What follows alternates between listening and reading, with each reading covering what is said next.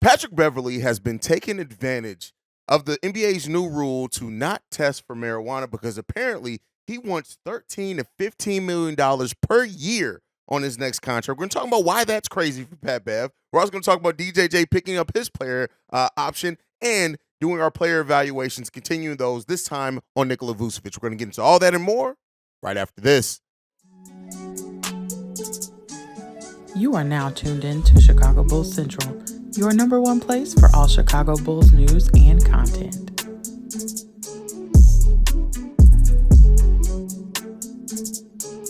All right, Bulls fans, welcome to another episode of Chicago Bulls Central, your number one spot for everything Chicago Bulls related, even in the offseason. If you want to follow me, you can do so at CEO Haize. That's CEO Haize. And if you want to follow the podcast, you can do so at Bulls Central Pod. But let's go ahead and get into it for today. So Patrick Beverley on his podcast, talked about how much he loved playing in Chicago, how much he appreciated the opportunity, and then went on to say that he hopes to stay here, but on his next contract, he's looking to make $13 to $15 million per year. Now, Patrick Beverley was at the start of the season on an $8 million contract, a little over $8 million with the Los Angeles Lakers. He ended up getting bought out. He comes and signs with for the vet minimum with the Chicago Bulls. And then when you look at all of that, like he had a $13 million contract with the Minnesota Timberwolves the season prior. So when you look at Pat Bev and his $13 to $15 million per year, and here's what I'll say, right?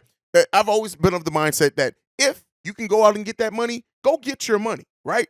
But the Bulls are not prepared and will not give Patrick Beverley a contract of that size for a couple of different reasons. One, yes, Patrick Beverley came in and made an impact for this team. He brought the leadership, the vocality, all these things that the Bulls absolutely needed at a time where a lot of us did not think that the Bulls could go out and find an identity out on the buyout market, right? He was complete opposite from when we got Tristan Thompson on a buyout the season prior. Tristan came in, initially had some, promise there that we thought he was going to be, but ended up being a big nothing for the Chicago Bulls. Pat Bev wasn't that, right? I could not take away from the impact that Pat Bev had on the Chicago Bulls team, the leadership, the communication on defense, the making big shots at times, especially when you look at that last regular season game we played against the Miami Heat. Pat Bev showed up hugely for the Bulls at times when he came here, right? But no, he did not have the impact that you can look at that and rationalize $13 to $15 million per year. And then when you look at just the finances of it, the Chicago Bulls, even if they renounced every free agent that they had, that means that they're not going to re-sign any free agent. That means Vooch, Kobe White, Ayo Dosunmu, Javonte Green, Andre Drummond if he walks out. That's if every free agent that we have, we do not re-sign. The Bulls only at that point would have $16 million in cap space. $16 million. So you mean to tell me that we're going to give 90% of that to 95% of that to one player that's over the age of 30 that, again, while a solid point guard, is by no means even a star-level player in this league, and we need so much to change and add to this team. We need to add to this team. At that point, you're only taking away, yes, you're adding Pat Bev theoretically, but you are not adding a overall talent to this team if you do that. But let's look at the flip side. The Bulls do sign some of their own free agents. They have a mid-level exception of I think the mid-level exception is about $11.5 million. Are we going to get? We did not even give all of that, right? Well, look, we didn't use all of that this season. A $10.1 million mid-level exception. You think we're going to use all of it to re-sign Pat Bev? No, it's not happening. So the writing on the wall may be there that Pat Bev is not going to be a Chicago Bull long term. And if that happens, it's fine, right? When you look at some of the other free agents that could be out there in the market, Mike Conley, who has, a partially guaranteed contract that they could get out from under that contract. You have Trey Jones, who could be available in the free agent market as well. Heck, at this point, are we making a call to Chris Dunn over something like that, who came in and showed some things for the Utah Jazz? All I'm saying is this. It sucks that we're possibly not going to bring him back. And maybe this is just posturing. Maybe this is him and his agent. It is what it is. When you get to this point, especially when you have had an impact for a team, posturing is important for players in negotiation. So maybe it's that. And overall, here's what I'll say. I did have initial hope that they would bring Pat Bev back. When you hear a number like that, you kind of have to come off of that. Yes, the Bulls went 14-9 at having Pat Bev after the All-Star break. All the numbers are there, right? And the biggest thing that I think we can find a player to replace the impact on the court of Pat Bev as far as the stats. But the Bulls then would have to go on and hope that somebody steps on as a leader. That's the biggest thing. And that was one of the more concerning things, and even with bringing in Pat Bev, is that you found your leadership out on the buyout market and that you have 3 players here making over $20 million that aren't giving you that, right? So, we'll see. Hopefully somebody steps up as a leader. So, or maybe we can go out and find that. But if that's the money Pat Bev wants, it's highly unlikely he's going to get that here in Chicago. Let me know what you guys think down below if you're on the YouTube side. What do you think about Pat Bev wanting that level of contract? And do you think there's a world in which the Bulls get close to that? Maybe. I don't know. I look at it, maybe if the Bulls do use the disabled player exception for Lonzo Ball, which would give them an additional $10 million basically, at that point, maybe do you use that to re-sign Pat? Listen, not sure. The Bulls got to get creative. They got to get to work. But, shout out to Pat Bev for setting his value, I guess. But, hey, here we go on that one. And speaking of player options, DJJ has picked up his player option for $3.3 million. He'll be back on the Chicago Bulls. And I see no negatives at all with DJJ coming back to the Chicago Bulls. None. This is one of the few players that I'm going to look at and say, hey, listen, I understand that when you look at his role, playing out of position primarily, not having a consistent role on the team, being up and down. He'll play for 3 games in a row, not play for 3 or 5 games in a row, or very minuscule minutes. But DJJ is a player that's always ready. I called him started in the middle of the season, say we should start calling him Stay Ready, because he stays ready. He always found a way to contribute to the game positively, right? Whether it was the defense, whether it was the rebounding, whether it was block shots, whether it was, the highlight reel dunks, changing the momentum, getting out in transition, getting steals at times. DJJ is still only 26 years old, so I'm not mad at that, right? When you look at the contract that he's on, that's not going to hurt the Bulls from helping adding talent to this team. And if anything, I do think that this may signal that Javonte Green probably isn't coming back, which is probably already a foregone conclusion. But the Bulls could end up trading DJJ, right? Because they know he's going to pick up that option. So there's a lot of other options, there. But I'm for one and not mad if DJJ stays on this team. I think he has earned a role. I think the way that he's played for the Bulls and the way that he's responded to, really inconsistent and even playing out of position, being the backup center for this team for so long, and that really even being the times where he gives the most is when he's playing out of position. I would hope and I wish that this team changes enough on it to where DJJ can play a more natural position, and then we can really even get more out of DJJ, because I think he's a heck of a player at the level that he's getting paid. Is he a star level player? Heck no. Is he a player that is probably going to be in contention for any postseason awards? No, but he's the kind of guy that you need on your bench that can just come in, can be a Swiss Army knife, can play a lot of different positions, and is familiar with the city and with the system. So I see no negatives in DJJ coming back personally.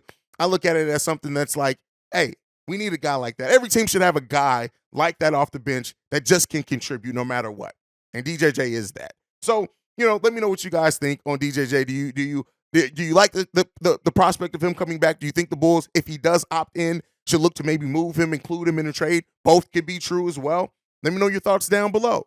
All right, we're doing our player evaluations to end the season. And today is probably one of the more polarizing players in Bulls community until we get to Patrick Williams, which may be tomorrow's episode. But this is Nikola Vucevic, right?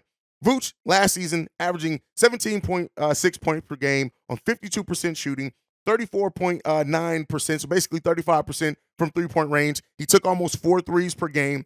He had 11 rebounds, 3.2 assists, and right under a block per game. True shooting percentage of 59.4 and a PER of 9.1. Now, I bring up stats because I want to put in perspective what they do, and stats don't mean everything. You kind of have to watch the game, because when I get to a player like a Alex Caruso, when I get those evaluations, stats really don't mean as much for a player like that, right? Vooch playing all 82 games this season. He actually led the league in minutes played by a center. He also led the league in overall rebounds. He had more rebounds than anybody else in the league, right? He also had a defensive rating of 109.7. For those that are advanced analytics people, anything around the 110 area, that's solid, right? And I know in watching Vooch play games, watching him and how he contributes, he gets caught out of position a lot. As one-on-one defense isn't the best. That pick-and-roll defense needs some help tremendously. But the thing is that I think with Vooch, and I've said this before, that Bulls Nation and Bulls fandom really look at what Vooch doesn't do and don't understand what he does do, right? Nikola Vucevic is one of, positionally, he's in the top 10 of every category for his position. And in the top 4 to 5 in most, right? We're talking top 10 in score, top 10 in field goal percentage, top 5 in those two, top 3 in rebounds per game, overall number of rebounds, number 1, right? Even defensive rating. And then when you look at his box score plus minus, he is positive in that area, meaning he has a positive contribution to the game. His real plus minus is +4, right? That's not hard, right? I mean, that's not easy by any stretch of the imagination. And while in this offseason, a lot of Bulls fans are going to try to convince you, and we had kind of even a voicemail on that yesterday, that the Bulls can go out and just get a better center. I tell you what, statistically, the only other centers that are in the top 10 of every category for this position are Joel Embiid and Nikola Jovic. That's it. It's Nikola Jokic. Jovic is the one in Miami. Nikola Jokic. So meaning that, yes, Vooch has his issues. And I do think that with a better roster construction, we can help cover up some of those issues. But while you can go out and find a center that is better defensively than Vooch, you're not going to find a center that has his level of passing, right? You're not going to find a center that can have this mix of scoring, rebounding, and what he's able to do in that passing game and help be the motor of that offense. The way that I see with Nikola Vucevic, and when you look at where he gets his points, how he scores, things like that, Nikola is right now, when you look at it, he scores 66% on less than 8 feet from the basket. He shoots the ball 66% from there. That is not just elite. There's only one other player that does that. That is Nikola Jokic. Joel Embiid doesn't even score that well, that close to the basket. Then you look at 8 to 16 feet, right? He scores 48% from those areas. You go on and then say 16 to 24 feet, 54%. Now, he only took 90 shots in that area, which, solid. That goes to some of that overlap with him and DeMar and where they like to score the ball in the mid-range. And then you look at 24-plus feet, right? He's 121 for 347 from there, 34.9%. That's that three-point shooting percentage. We know that there are times where he just shoots too many threes in the defense, right? But when you really sit down to evaluate Nikola Vucevic, you have to realize that the unique skill set that he brings, there are not players in the NBA, unless you're paying them max level money, that even get close to that level of production. But overall, like I said, I do think that depending on how they change this team, depending on how they reshape this roster, depending on what level of talent they can bring in, they can, and the Bulls can, and I'm not saying that they just absolutely won't go out and get it. You can find a defensive center that can pass, and, it's just, are the Bulls willing to pay that, right? Are they going to go out? Because that's probably not going to be out on the free agent market unless Jakob Poeltl is there, and, that's the guy that, if the Bulls do move on from the Chicago Bulls, I do look at Poeltl as being the guy to me that I would love to see them go to, but that doesn't necessarily mean that that's how they're going to go. But when you look at the questions, and for all intents and purposes, it may not even be on the Bulls if Nikola stays or goes, right? That could really be up to him. He could really look at this situation with the Bulls. He can really evaluate his age in the league and want to go to a situation where he feels he's going to have the better chance to win a title and to get into that area, and he wouldn't be wrong for that, right? So it ultimately sees, but when we're looking at the season and evaluating the season by Nikola Vucevic, the only thing that we had a sub 500 season. So it's not going to be I didn't even give Zach LaVine a B, and I mean an A, and neither did DeMar DeRozan. So I can't give him an A, and I wouldn't, right? And the defense alone would keep him from getting that. But I'm giving Nikola Vucevic a solid B minus C plus because of what he's able to do, because of how elite he was at his position, because of everything he's able to do. And I do think that some of the issues that we've seen from him is because of roster construction. I don't think we put Nikola Vucevic in the best situations defensively all the time. Now, a lot of that is still on him. I'm not saying it's all not on him, but a lot of that, if you watch the games, you'll see that, like, his guards don't always put him in the best situation in pick and roll defense. We don't communicate on defense, and he is a veteran, so you still have to hold him accountable for that. But I do think that shot profile of his would change considerably if he wasn't playing next to DeMar DeRozan, right? And so DeMar, when he operates as a low post to mid-range scorer, it changes some things. It changes that shot profile for Nikola Vucevic because a lot of the ways that he would like to score, if you guys watched the episode me and Duncan did on the channel, in which we really talked about Nikola Vucevic's game and how he scores better on, getting to the basket, not really being a true back to the basket post-up player, some of those opportunities are taken away from him by the nature that the way we play the game. And also head coach Billy Donovan not going to him in certain situations where he was cooking earlier in the game. So all those have been issues for Vooch, for the team. And so, like I said, solid B-, C+ for me, for Nikola Vucevic. And I can't wait to see you guys and what grades you give him. I've been trying to be better on posting these evaluations and letting you guys vote on them as well over on the community tab. So if you're on the YouTube side of things, go and check that out. Let's go ahead and talk about some of the evaluations you guys already gave. So as far as Zach LaVine, I put the vote out there. 13% of you guys gave Zach LaVine an A. 67% gave Zach LaVine a B. 18% gave him a C. 2% gave him a D. 0% a F. Yeah, the D is confusing to me, but hey, people are weird. And then as far as DeMar DeRozan, he got 9% vote for A, 63% a B, 25% as a C, 2% D, and 1% gave DeMar DeRozan an F. So that's where we sit currently on your evaluations for the two players that we've done. I'll get Nikola Vucevic over on the community tab as well.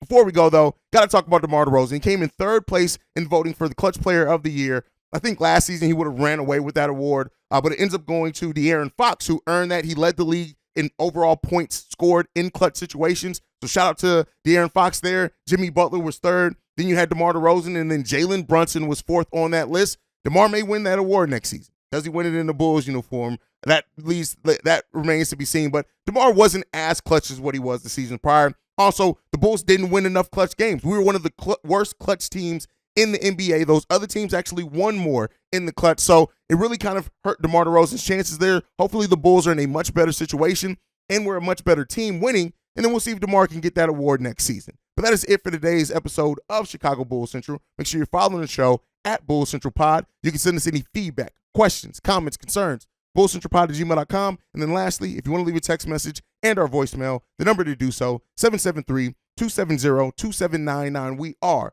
the number one spot for everything Chicago Bulls related because of you guys. And like I like to end every episode on, go Bulls. Love you guys. See red if you can, y'all. Peace. This has been a presentation of the Break Media.